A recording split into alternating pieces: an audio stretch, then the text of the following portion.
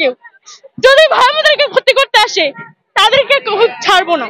প্রশাসনকে তার জবাব দিতে হবে, সরকারকে আমাদের সবাই কিছু ক্ষমা চাইতে হবে।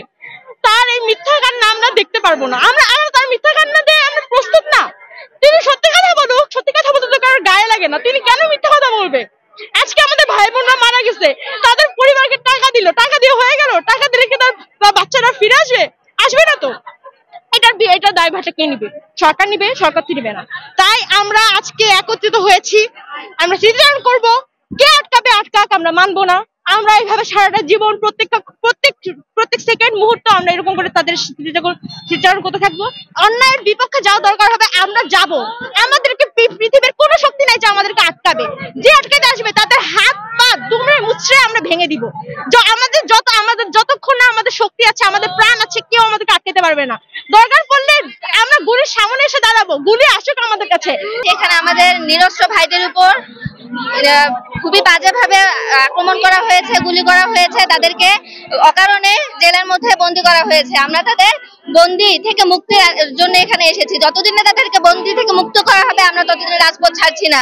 আমাদের যে শিক্ষক, আমাদের যে পথ প্রদর্শক, তাদেরকে কেন বন্দী করা হলো? তাদেরকে যতদিন না ছাড়া হবে ততদিন আমরা রাজপথ ছাড়ছি না। আমরা সরকার প্রশাসন কোন হিসেবে নিরস্ত্র ছাত্রছাত্রীদের উপর গুলি করে, আমি সেই প্রশ্ন সরকারকে করতে চাই। অভিযুক্ত আমরা আসছি, আমাদের বড় ভাইরা বিনা অপরাধে মারা গেছে, বিনা অপরাধে এখনো জেলখানায় আছে, কেউ নিখোঁজ আছে, আমরা কারো কোনো খোঁজ খবর পাচ্ছি না। আমরা আসছি, আমাদের দাবি, আমাদের ভাইরা মৃত্যুবরণ করছে, গুলি করছে, পুলিশরা গুলি করছে, এদের আমরা বিচার চাইতে আসছি। আমাদের ভাইদের রক্তের বিনিময়ে আমাদের এই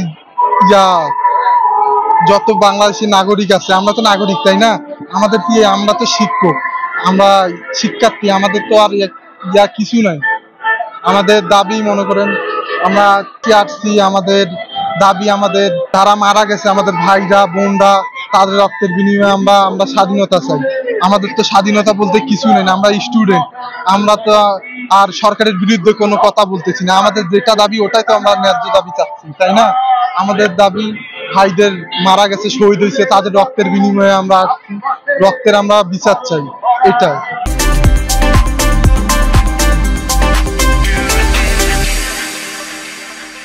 আমরা আজকে এখানে আসলে একত্রিত হয়েছি আমাদের ভাই বোনরা যারা মরে গেছে তাদের স্মৃতিচারণ করতে, তাদেরকে মনে রাখতে, দীর্ঘ যুগ ধরে যাতে তারা আমাদের স্মৃতিতে বসবাস করতে পারে, সেই জন্য আমরা আজকে এখানে একত্রিত হয়েছি।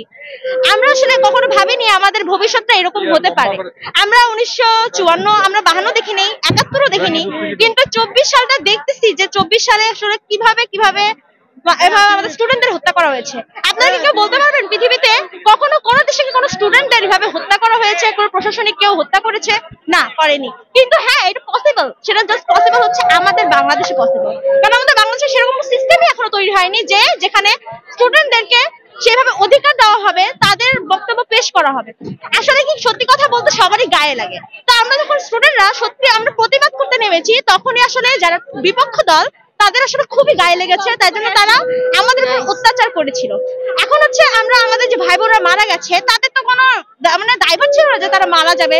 তারা আসলে নেমেছিল আমাদের ভবিষ্যৎ প্রজন্ম, শুধু তাদের জন্য না, আমরা আমাদের যাতে ফিউচারটা ব্রাইট হয়, আমরা যাতে কখনো সরকারি কোনো চাকরি পাই, আমাদের ভবিষ্যৎ প্রজন্ম যাতে এরকম করে এগিয়ে যায়, তারা সেই জন্য মাঠে নেমেছিল। কিন্তু এখন দেখা যাচ্ছে ওরা কখনো ভাবেনি ওরা যে বাড়ি থেকে বের হয়ে যাবে, কখনো বাড়িতে ফিরে যাবে না। কিন্তু এখন দেখা গেল তার উল্টোটা হয়ে গেছে, ওরা তো আর তাদের বাবা মা আর কখনো তাদেরকে দেখতে পাবে না। কিন্তু আমরা তাদের ভাই বোনরা হয়ে আমরা ওদের পাশে দাঁড়াবো, চিরকাল আছি এবং থাকবো, এবং এভাবে একত্রিত হয়ে আমরা তাদেরকে সবসময় মনে রাখার চেষ্টা করব। এবং এটা কখনো ভোলার নয়, এটা কখনো আমাদের থেকে ভুলে যাবে না। ওরা সবসময় আমাদের সাথে থাকবে এবং আছে। এবং আমরা এই পর্যন্ত যতবার আমাদের আন্দোলন করার দরকার হবে,